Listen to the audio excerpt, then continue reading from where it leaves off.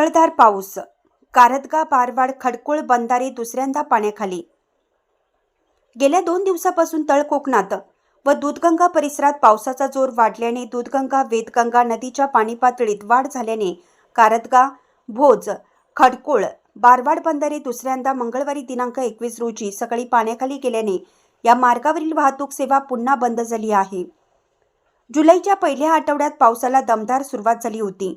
तसेच तळ कोकणात पावसाचा जोर आणि परिसरातील संततधार पावसामुळे दूधगंगा वेदगंगा नदीच्या पुराच्या पाण्याची पातळी झपाट्याने वाढून या भागातील बारवाड व कुन्नूर मार्गावरील नवीन बंधारा, कारदगा भोज मार्गावरील कारदगा बंधारा, भोजवाडी हुन्नरगी मार्गावरील खडकोळ बंधारे रविवारी दिनांक 5 रोजी पाण्याखाली गेले होते।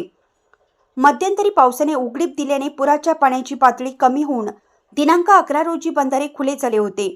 शनिवारपासून तरणा पाऊस सुरू झाल्याने नदीची पाणी पातळी वाढून वेदगंगा नदीवरील खडकोळ तर दूधगंगा नदीवरील कारदगा, भोज, बारवाड, कुन्नूर बंधारे पाण्याखाली गेले आहेत।